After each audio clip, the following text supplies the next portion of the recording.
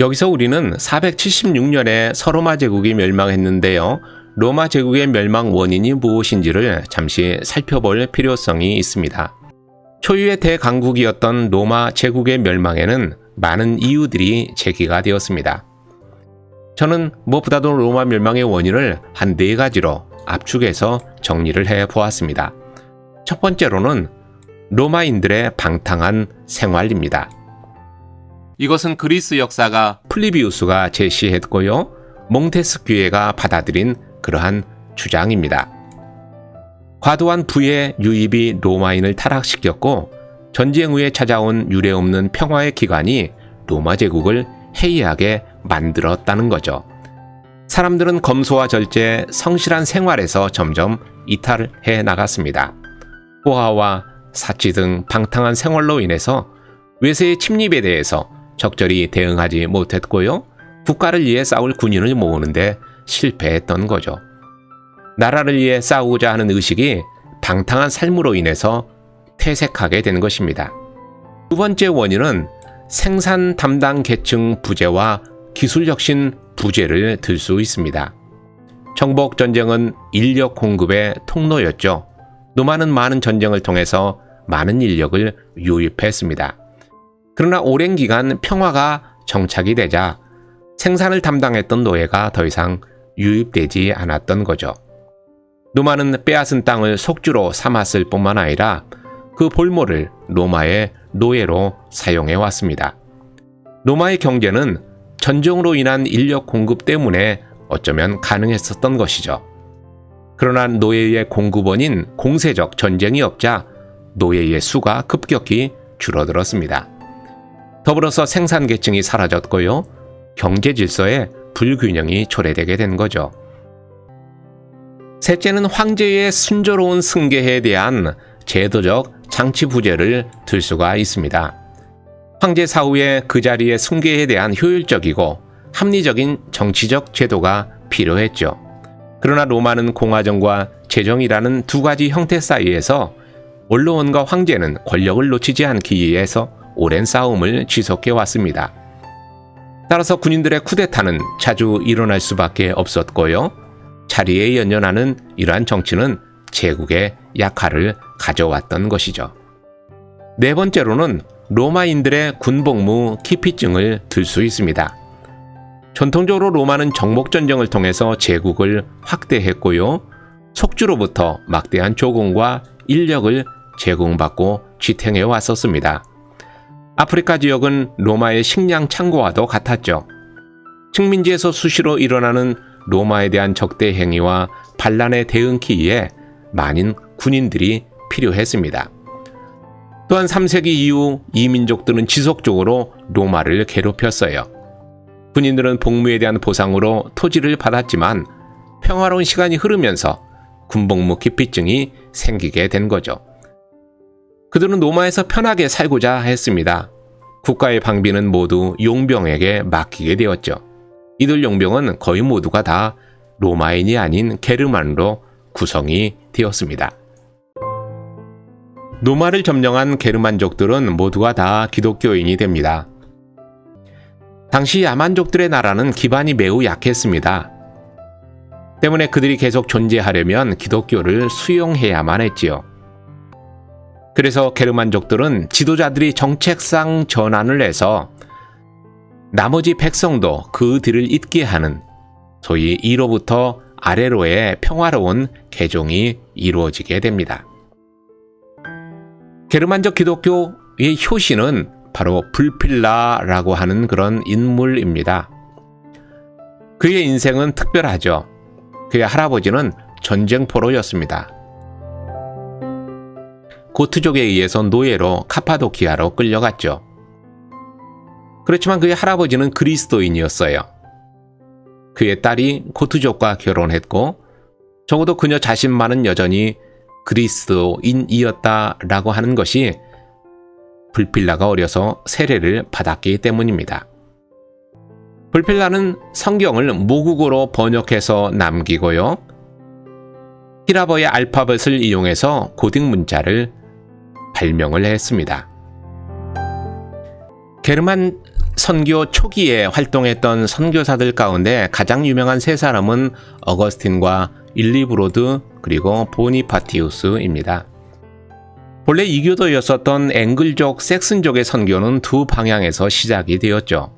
영국의 남동쪽에서는 교황 그레고리우스 그리고 북동쪽에서는 켈트족 출신의 선교사 아이단이 시작했습니다. 이 두 흐름의 선교는 664년 히트비에서 하나로 합해지게 되는데요. 그레고리우스는 영국을 이교도의 땅으로 알고 있었죠. 595년 그레고리우스는 로마 광장에서 노예 상인에게 끌려온 앵글족의 소년을 보고서 현지인 선교의 아이디어를 짜내게 됩니다.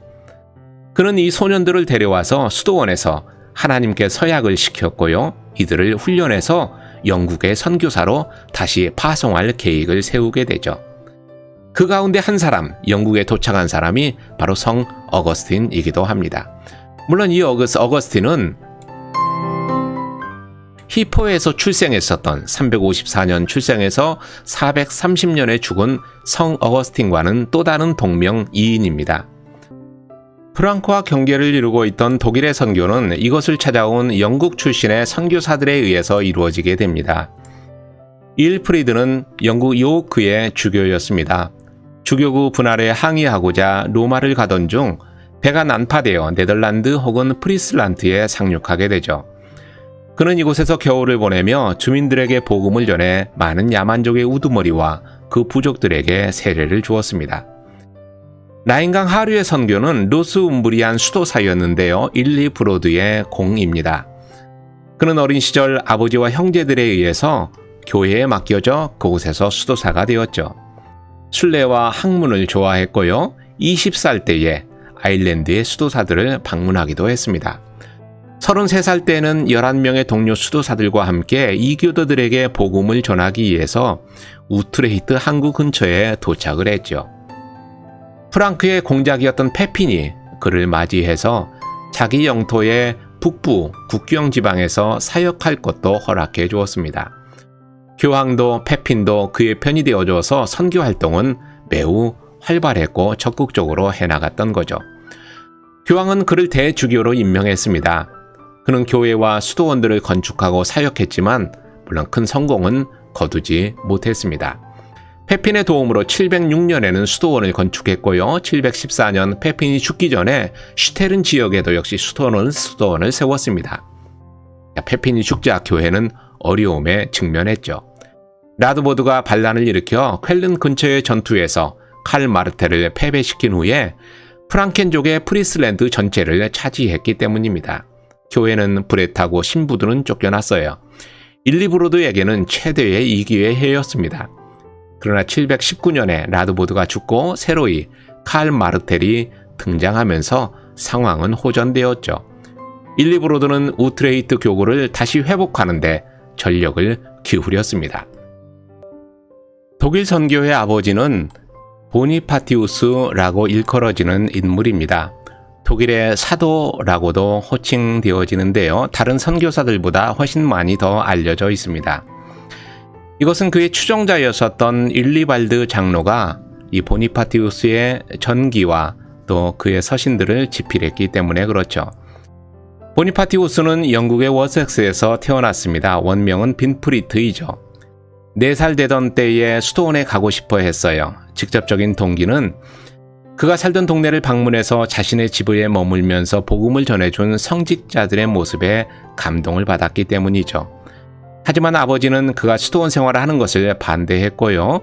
생산적인 세속 생활을 경험하기를 바랬죠. 그렇지만 보니파티우스는 자신의 뜻을 굽히지 않고 결국 수도원에 자신을 맡기게 됩니다. 그리고 7년 동안 훈련을 받게 되죠. 30살 때는 신부로 서품을 받습니다. 그리고 로마를 방문했고요. 로마의 교황 그레고리우스 2세로부터 불신의 오류 속에 있는 자들을 올바로 깨닫게 하고 이들에게 하나님의 능력과 또 사랑을 전파하며 세례를 베풀 수 있는 권한을 이 보니파티우스에게 정식으로 부여해 줍니다. 그래서 보니파티우스는 네덜란드에 가서 일리브로드와 3년간 사역을 협력했죠. 이곳에서는 아직 복음이 전해지지 않았다고 생각한 이교도들을 교화하기 위해서 보니파티우스는 트톤족의 언어와 문화를 배우고요. 생활 풍습 등을 공부하게 됩니다. 그리고서 독일의 헤센과 티링겐 지방을 방문해서 그곳에 있는 많은 사람들에게 복음을 전하고 또 많은 사람들에게 세례를 베풀게 두죠. 732년에 그의 주된 사역은 이제 설교하는 일이 되었던 거죠. 또한 인근의 이교도들을 교육시킬 수도원도 건설을 했어요. 여성들을 위한 수도원, 즉 수녀원도 보니파티우스는 세웠습니다. 교황과 프랑크의 왕은 이 보니파티우스 선교사의 적극적인 협력자였죠. 741년 교황 자카리아스는 그를 교황 사절로 임명했고요. 그 결과 741년부터 프랑크 교회 개혁 작업을 본격적으로 추진할 수가 있었습니다. 프랑크의 왕이 된 피핀도 이 보니파티우스를 적극 지원했습니다. 그의 지원 아래 보니파티우스는 742년과 744년 두 차례에 걸쳐 독일과 프랑크족 성직자들을 모아 성스러운 교회법, 즉 캐논을 회복하기 위한 대회를 개최하기도 했죠. 이를 위해서 또한 매년 종교회의를 소집하기도 했습니다. 그는 754년에 생애를 마쳤죠. 그 후 독일인의 개종은 피핀의 아들 칼 대제에 의해서 무력으로 계속되었죠. 지금까지 우리는 중세의 개념부터 시작해서 중세의 특성과 또 시대 구분, 구성 요소 등 다양한 것을 배웠습니다. 무엇보다도 게르만의 남한은 중세를 시작하는 하나의 단초가 되었고 지형의 변화와 또 민족의 이동 등 여러 가지 새로운 변화들을 초래했습니다.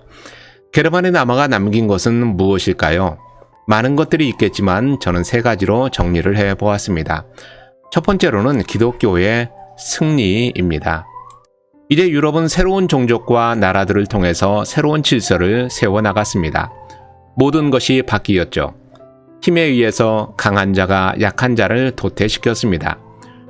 로마는 410년 서고트에 의해서, 455년에는 반달족에 의해서, 476년에는 동고트에 의해서, 그리고 568년 랑고바르덴에 의해서 계속 약탈당했습니다. 정치체제도 땅의 주인들도 바뀌었죠. 그들이 가져온 이교주의와 아리우스주의는 니케아 정통신학에 흡수되고 말았습니다. 모든 것이 사라지고 변했음에도 불구하고 기독교는 약탈과 폭력의 정복시대에도 굳건히 살아남을 수 있었던 거죠. 두 번째로는 지중해 중심의 세계가 내륙 중심으로 바뀌었다는 점입니다. 지금의 프랑스 지역이 유럽 전체를 움직이는 심장이 되었습니다. 샤를류 마뉴 프랑켄 제국이 그 대표적 예이죠. 세 번째로는 새로운 제도의 등장을 꼽을 수 있는데요. 사람들은 극도로 혼란한 시대 속에서 고대의 지혜와 지식을 보존하고자 했습니다. 이런 갈망은 바로 수도원 제도와 교황 제도를 통해서 이루어지게 되었죠.